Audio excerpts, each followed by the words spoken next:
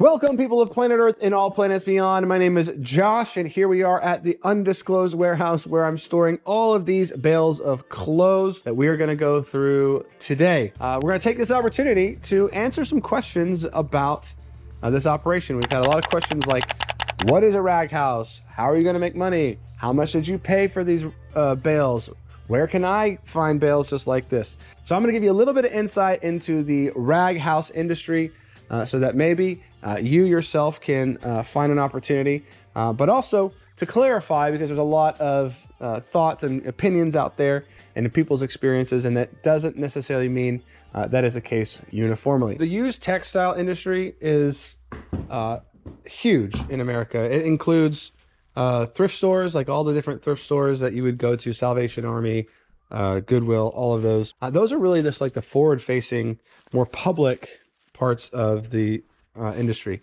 There's a whole industry that kind of works in the background. We often call these like rag houses because they'll take extra donations, reject donations, all kinds of other amounts of clothes, stuff that's been on racks at a Goodwill for a long time, and they will pull that all into a big warehouse, sort it out potentially, and then bale it up in bales just like this right here, and they'll sell this on to all kinds of other places.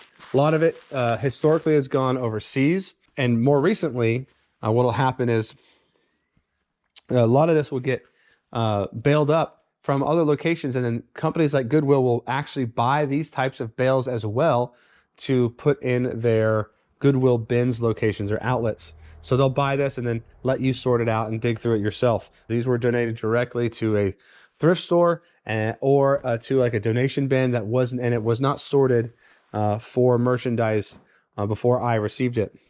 And that allows me to basically get in front of Goodwill or wherever, whatever thrift stores are buying this stuff, and get access to it first.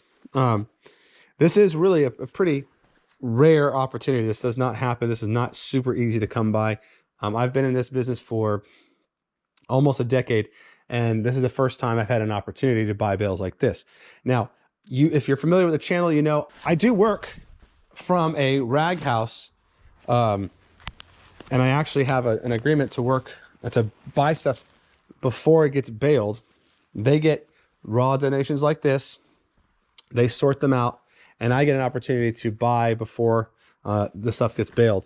And that's how my normal business goes. And so this has just sort of been a supplement to that sort of business.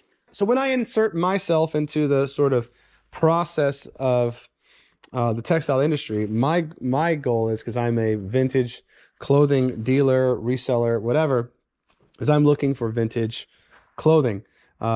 Much like this t-shirt, if this were actually a vintage t-shirt, but this is a repro, so I'm not that interested in it. If you followed along this series, you've seen a handful of really awesome vintage pieces that otherwise may have gotten sold just to nowhere internationally, and potentially just ended up in a like a big pile of garbage in another country. The house in which I bought these from often ships stuff down to Houston, which is a hub for a lot of this stuff.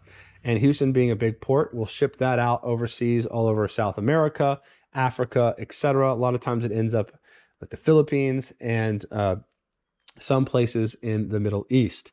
And so I get a chance to pull out cool, collectible, valuable vintage pieces before they potentially get lost forever. Here we just have an old full bag of shoes. Sometimes I'll pay attention to these shoes. These are obviously, if you look, you can actually see that these were on sale at like a thrift store or something already, which is not a good sign. Sometimes this stuff is leftovers from a thrift store that couldn't get sold. That doesn't happen that often, but it does happen occasionally, particularly with shoes. That's more common with shoes. This could have also been, someone could have also been selling these at a yard sale. You just don't know.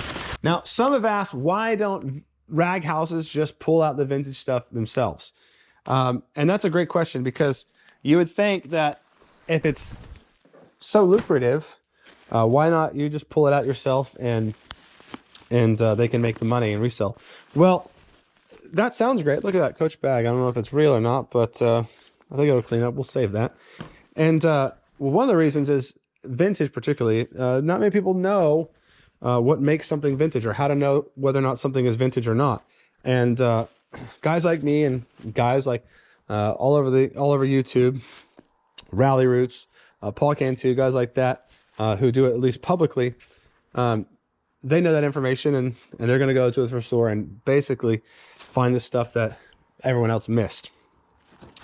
But it also requires a lot of infrastructure to find this stuff, store it, and then sell it. And a lot of these rag houses are not manned with like a ton of people.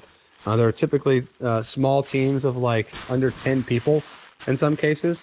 So they don't have the manpower or the really the will of business to actually go and set up a resale outfit just like that. Check this out. This is pretty cool. The Phase 2 leather trench coat. It's vintage. It's not super valuable, but we're going to keep it anyway. Let's see, we have some vintage. Got the Sweater Shop. Let's check this out. The Sweater Shop, Cambridge, New York, Windsor. That's cool. It's older. I have, over the years, spent literal thousands of hours researching clothing and learning what causes how can I tell something's old? What's a sign that something is vintage? 20 years or older. Particularly with Levi's and Wrangler. If you've seen my channel before, you've probably seen some of our how-to videos where I've actually shown you guys how to discover that information for yourself. And some of that information can be really hard because something can be technically old, but you don't know exactly how old. So that sort of specialized information actually is hard to come by personally. It's not like there's not like an app for it, at least not yet. There's not like a website that has all the information. There's other good websites out there like defunct.com for t-shirts, sponsor the channel, check them out. Or We Buy Old Jeans, which can help you if you have questions. But it's just not out there, so it's not that easy. So for a rag house to staff somebody that has that kind of information actually is kind of hard to do.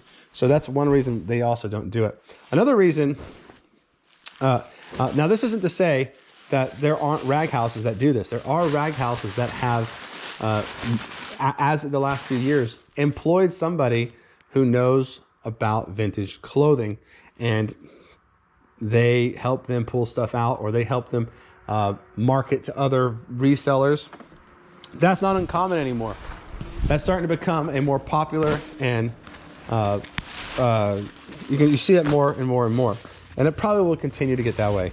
So my plan to make the money back on this particular project is a little bit of an experiment. I have a deal with the rag house that I work out of and source from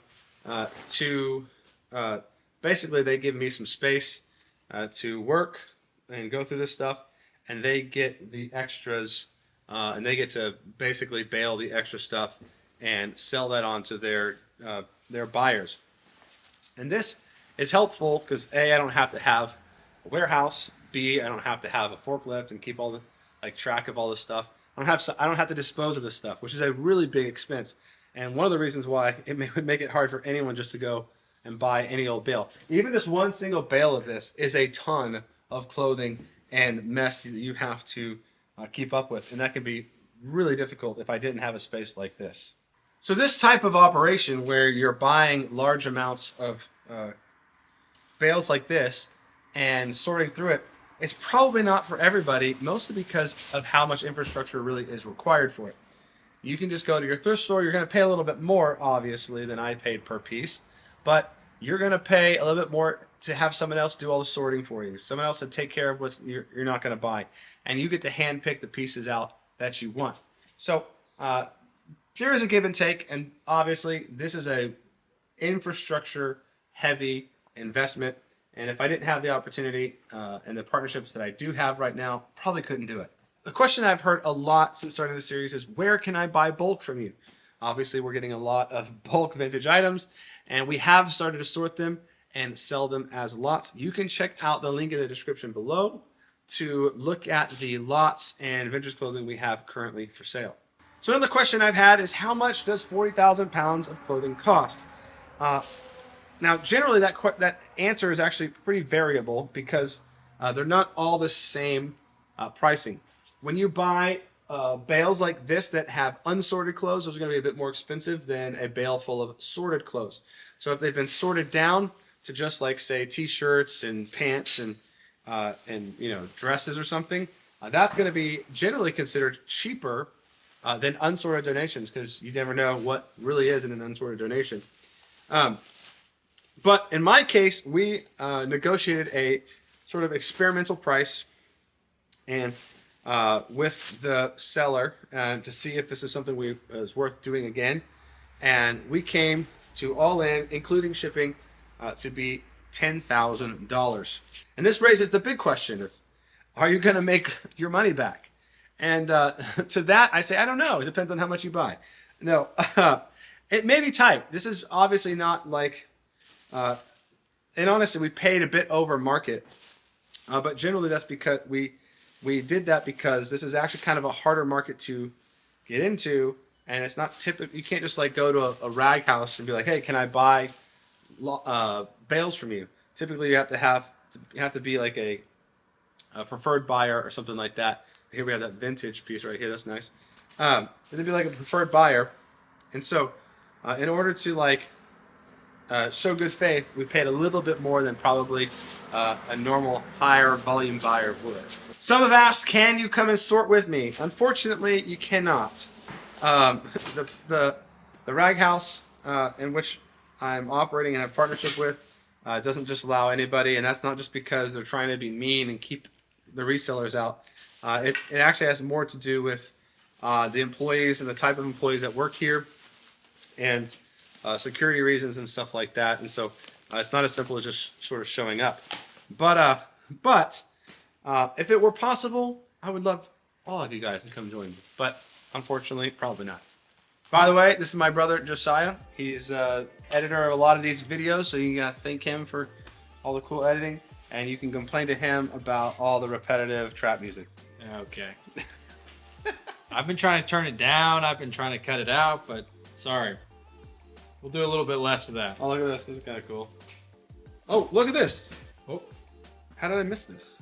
What's it? Whoa. That's not that correct. That's the sick guy. Progressive Farmer. It's not that cool. It is double stitch. It is like late 90s. What about this? Witness 2023, baby. Old.